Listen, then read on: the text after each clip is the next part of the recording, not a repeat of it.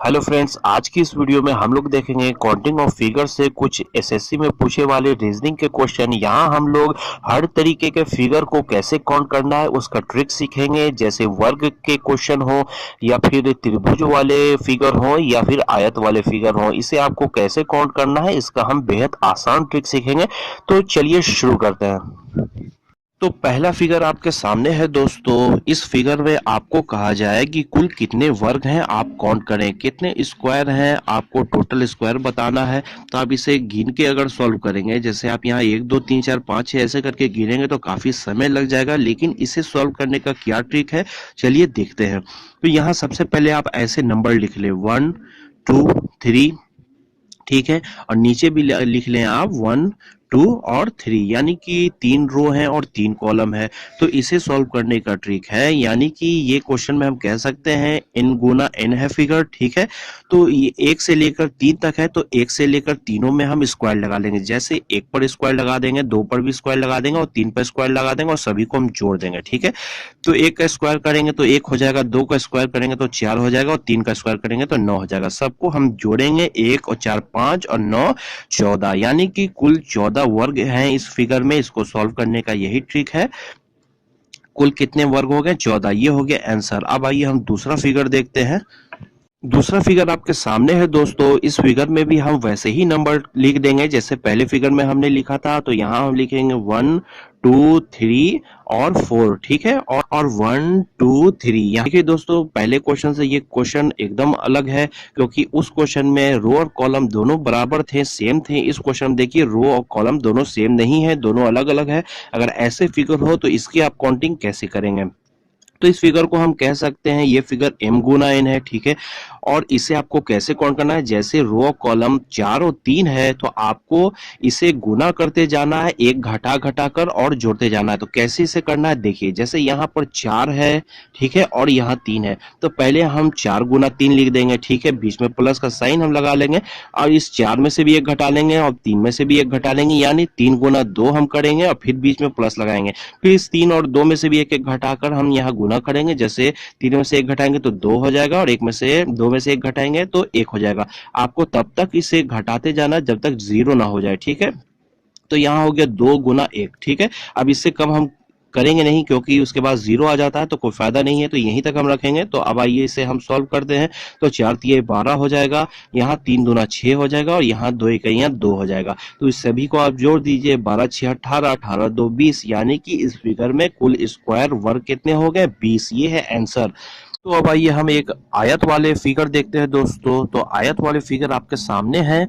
तो इस फिगर में अगर आपको कहा जाए कि आयतों की संख्या का आप गणना करें कि टोटल आयत इस फिगर में कितने हैं, तो आप कैसे करेंगे? सबसे पहले वैसे ही आप नंबर इस फिगर में भी लिख लें। जैसे यहाँ पर हमने लिखा 1 2 3 और 1 2 3, यहाँ भी लिख दिया, रो 3 हो गया और कॉलम भी 3 हो गए। तो इसे आपको n गुना n और m गुना n से कोई मतलब नहीं है। आयतों की संख्या अगर गिननी हो फिगर में तो उसके लिए आपको क्या करना है, इसे सभी को आप जोड़ दीजिए। जैसे 1 2 3 है तो इसको आप जोड़ लीजिए और बराबर करके बीच में लिख दीजिए, यहाँ पर लिख दीजिए 6, ठीक है, यानी कि 6 हो गया। और यहाँ भी आप 1 2 3 इसे भी जोड़ लीजिए, यहाँ भी हो गया 6, यानी 6 रो है और 6 कॉलम है। बस इस 6 और 6 को आप गुना कर दें तो हो जाएगा 36, यानी कि इस फिगर में कुल 36 आयतें हैं। ये हो गया आंसर। तो अब आइए दोस्तों आयत का एक और फिगर हम देख लेते हैं। तो यहाँ इस फिगर में जैसे हमने नंबर पहले लिखा था वैसे ही नंबर हम इस फिगर में भी लिखेंगे। तो यहाँ हमने लिखा 1 2 और 3 और यहाँ लिखा 1 और 2। देखिए दोस्तों, यहाँ रो और कॉलम की संख्या बराबर नहीं है, दोनों अलग अलग है, लेकिन फिर भी आयत की गणना अगर करनी हो आपको तो इसके लिए कोई अलग ट्रिक नहीं यूज करना है। आयत के लिए जो इसके पहले वाले फिगर में जो हमने ट्रिक यूज किया था वही ट्रिक यहाँ भी यूज होगा, हर जगह वही ट्रिक यूज होगा, ठीक है। तो हम यहाँ क्या करेंगे, 1 से लेकर 3 तक जोड़ देंगे तो हो जाएगा 6, और यहाँ 1 और 2 को जोड़ेंगे तो हो जाएगा 3, और इस 6 को 3 से मल्टीप्लाई हम कर देंगे तो हो जाएगा 6 तिये 18, यानी इस फिगर में कुल 18 आयतें हैं। ये हो गया आंसर।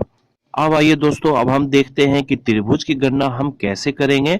तो पहला फिगर आपके सामने है, यहाँ एक छोटा फिगर हमने लिया है। अगर इस फिगर में कहा जाए आपको कि कुल कितने त्रिभुज हैं तो आप कैसे इसे काउंट करेंगे, तो इसे आप गिन सकते हैं, क्योंकि छोटा फिगर अगर बड़ा होगा तब हमें प्रॉब्लम हो जाएगी। तो यहाँ जैसे एक और दो और एक बड़ा त्रिभुज यानी 3 त्रिभुज है, ठीक है। लेकिन इसे सॉल्व करने का ट्रिक हमारा क्या है, जैसे दो पार्ट में ये त्रिभुज है तो पहले पार्ट में हम लिख देंगे 1 और दूसरे पार्ट में लिख देंगे 2, ठीक है। और इस 1 और 2 को हम जोड़ देंगे तो हो जाएगा कुल 3, यानी कि इस फिगर में कुल 3 त्रिभुज है। ये हो गया आंसर। अब आइए हम दूसरा फिगर देखते हैं। तो दूसरा फिगर आपके सामने है। यहाँ इस फिगर में देखिए दोस्तों, यहाँ भी आपको वैसे ही नंबर लिख देना है, कितने पार्ट में त्रिभुज बटा हुआ है। जैसे यहाँ लिखेंगे 1, यहाँ 2, यहाँ 3, 4, यानी ये त्रिभुज 4 पार्ट में बटा हुआ है। तो इस 1 से लेकर 4 तक सभी को हम जोड़ेंगे तो 1 प्लस 2 यानी 3 हो जाएगा, 3 प्लस 3 यानी 6 हो जाएगा, 6 प्लस 4 यानी 10, यानी इस फिगर में कुल 10 त्रिभुज हैं। ये हो गया आंसर। अब देखिए दोस्तों, इसी फिगर में अगर हम बीच में एक लाइन यहाँ पर खींच दें तब हम क्या करेंगे। तो ये तो 1 2 तो पहले था, 2 पार्ट में बटा हुआ था, और बीच में एक लाइन यानी 2 पार्ट और हो गया। तो 2 2 4 पार्ट हो गया। तो हमने यहाँ पर 1 लिखा था और यहाँ 2 लिखा था, तो आया था कितना जोड़कर 3।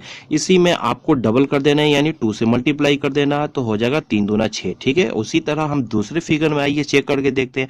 अगर एक लाइन बीच में आपको ऐसे खींचा हुआ मिल जाए, ठीक है, तो आपने 1 से लेकर 4 पार्ट में इसे बांटा था और ये डबल हो गया है, यहाँ भी 4 पार्ट है, तो इसे आप 2 से मल्टीप्लाई करेंगे तो हो जाएगा 10, यानी कि 10 दूना 20, यानी कि पहले 10 था त्रिभुज, अब अगर बीच में लाइन हो जाए तब त्रिभुज की संख्या टोटल फिगर में हो जाएगी 20, ठीक है।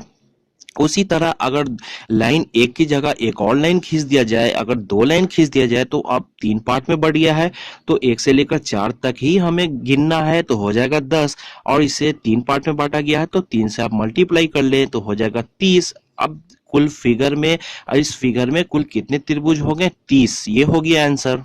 अब आइए दोस्तों, फिगर काउंटिंग का सबसे इंपॉर्टेंट फिगर देखते हैं दोस्तों। तो फिगर आपके सामने है। यहाँ पर इस फिगर में आपको अगर कहा जाए कि त्रिभुज की संख्या बताएं कि कुल कितना त्रिभुज है, तो आप कैसे इसकी काउंटिंग करेंगे। अगर आप इसको गिनना चालू कर दें तब तो आपको काफी समय लग जाएगा, टाइम लग जाएगा, और गिनती सही निकलेगा भी नहीं आंसर।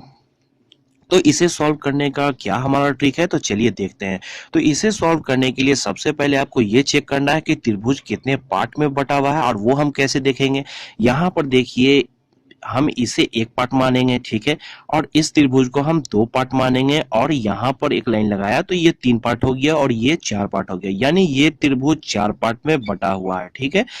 तो अब देखिए दोस्तों, अगर त्रिभुज 4 पार्ट में बटा हुआ है तो इसे सॉल्व करने का सबसे आसान ट्रिक यही है कि इसे आप याद कर लें, ठीक है। अगर 4 पार्ट में बटा हुआ है तो कुल इस फिगर में 27 त्रिभुज होंगे, तो ये हो जाएगा आंसर, ठीक है।